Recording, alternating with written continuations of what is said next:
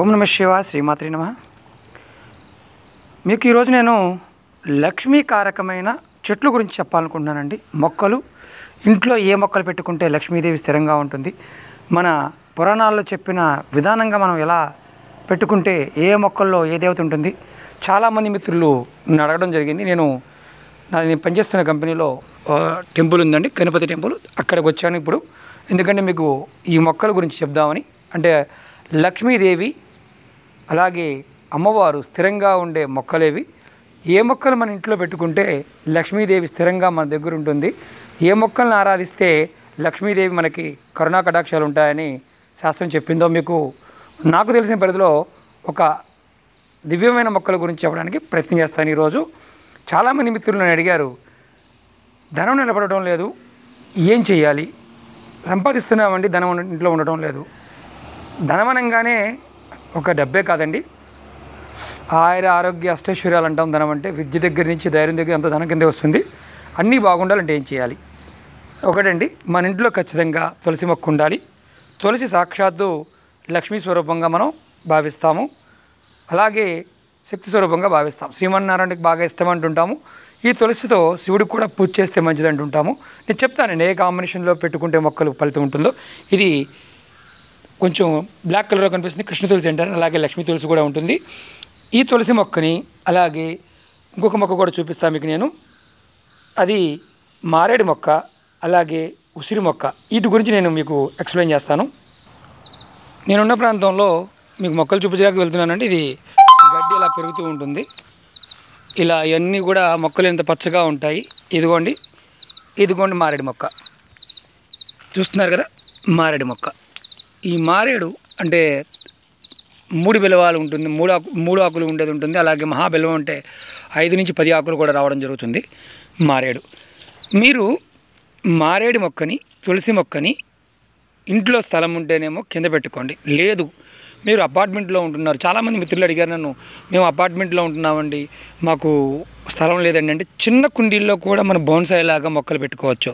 తులసి మొక్కని అలాగే మారేడు మొక్కని ఒకటే కుండీలో పెట్టి మనం రోజు దీపారాధన చేస్తూ ఉంటే మారేడు మొక్కలో లక్ష్మీదేవి స్థిరంగా ఉంటుంది. ఎక్కడ లక్ష్మీ ఉంటుంది అక్కడ శ్రీమన్నారాయణుడు ఉంటాడు.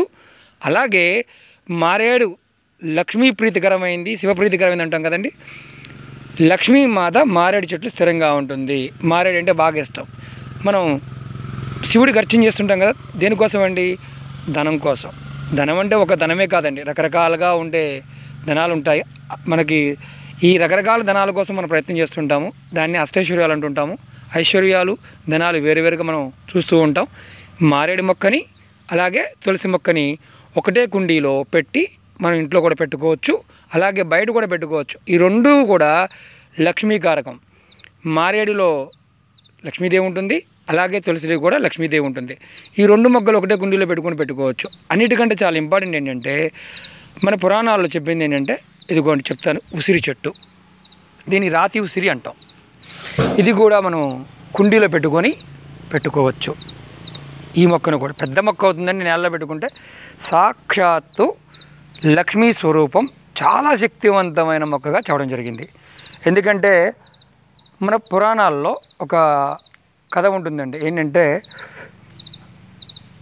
ఈ మనం తులసిలోను అలాగే మారేడులో మనం ఉన్నాం కదా, మనకి ఇంతకన్నా శక్తివంతమైనది, ఆ మహాదేవుని మెప్పించగలిగేది ఇంకా శక్తివంతమైన చెట్టు ఉందా, ఆ చెట్టు చూద్దామని చెప్పేసి మన లక్ష్మీదేవి అలాగే పార్వతీదేవి ఇద్దరూ కూడా తపస్సు చేస్తే వాళ్ళ కంటి దారి నుంచి, వాళ్ళ కంటి యొక్క నీళ్ళ నుంచి ఈ అద్భుతమైన వృక్షం అంటే లక్ష్మీ స్వరూపమైన ఉసిరి చెట్టు రావడం జరిగిందని శాస్త్రంలో చెప్పడం జరిగింది. ఇది వేదాల్లో ఉందండి.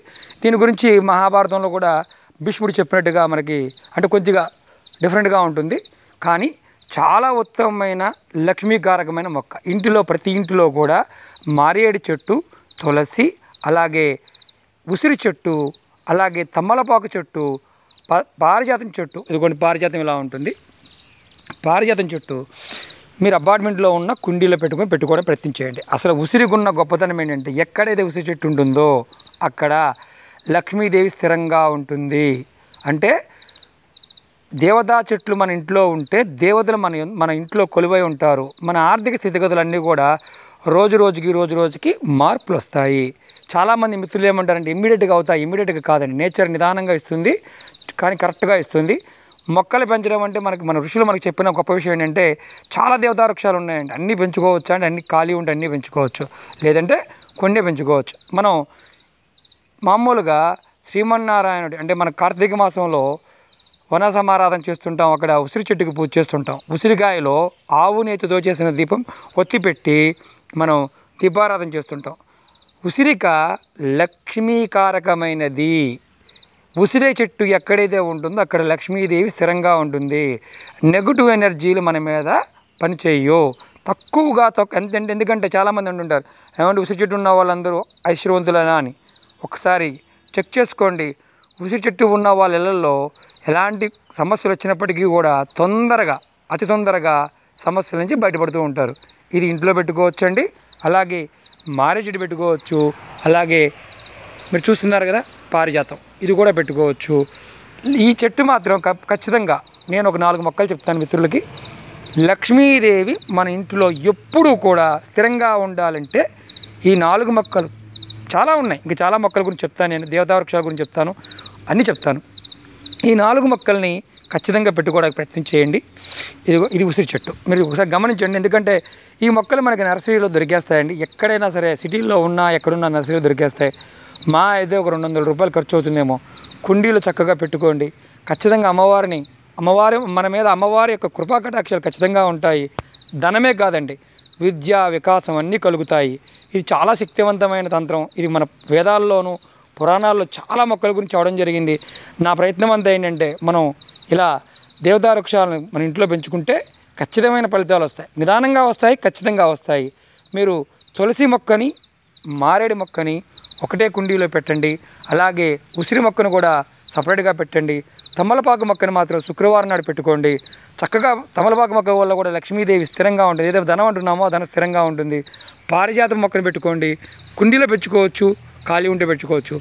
ఇవి ఖచ్చితంగా పెంచుకోండి. అలాగే పూల మొక్కల్లో కూడా మందారం కావచ్చు, అలాగే అంటే మంచి సుగంధం వచ్చే జాజి విరజాజి కావచ్చు, లతలాగా పైకి వెళ్ళేవి ఉంటే ఖాళీ ఉంటే పెట్టుకోండి. అలా మాకు ప్లేస్ లేదనుకుంటే 1-2 పువ్వుల మొక్కలైనా సరే ఇంట్లో పెట్టుకోవడం ప్రయత్నం చేయండి. ఖచ్చితంగా అమ్మవారి యొక్క కృపా కటాక్షం మీ మీద ఎల్లప్పుడూ ఉంటుంది. ఆ మాత మనకి ఎప్పుడూ రక్షణగా ఉంటుంది. ప్రయత్నం చేయండి. ఎందుకంటే మన ప్రయత్నం చేయకపోతే ఏది కూడా మనకి రాదు. నేను మీకు ఇది చూపించడానికి గల కారణం ఏంటంటే నేను ఈ ప్రాంతంలో ఎక్కువగా వానలు పడుతూ ఉంటాయి. కానీ ఇప్పుడు మనకి వినాయక చవితి వచ్చింది కదండి. వినాయక చవితి రోజున మీరు మాత్రం ఫ్రెష్గా ఉండే పత్రి పెట్టడానికి ప్రయత్నం చేయండి. ఎందుకంటే ఖచ్చితంగా మీరు ఫ్రెష్గా ఉన్న పత్రి పెట్టడం వల్ల ఆ 21 రకాల పత్రి వల్ల పువ్వుల వల్ల మనకి స్వామి యొక్క కృపా కటాక్షం మనకు ఖచ్చితంగా ఉంటుంది. దేవతా మొక్కలు దేవతా వృక్షాలు పెంచడానికి ప్రయత్నం చేద్దాం. ఖచ్చితమైన ఫలితాలు మనకి రావడం జరుగుతుంది. మిత్రులందరికీ నేను చెప్పదలుచుకుంది ఒకటే, ఈ తంత్రం మళ్ళీ ఒకసారి చెప్తాను.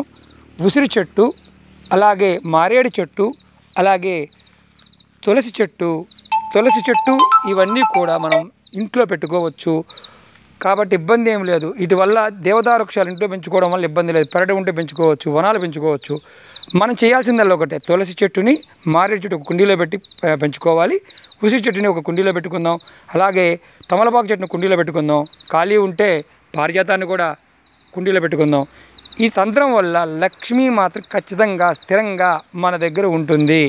ఇది 100కు 100% జరిగి తీరుతుంది. ఎందుకంటే చెట్లు పెరిగే కొంతకి ఒకవేళ చెట్లు ఎండిపోయాయి అనుకోండి, మళ్ళీ కొత్త చెట్టు తెచ్చి పెట్టండి, ఖచ్చితమైన ఫలితాలు వస్తాయి. ఉసిరి చెట్టు దగ్గర దీపారాధన చేయండి, లక్ష్మి స్థిరంగా మీకు ఇస్తుంది.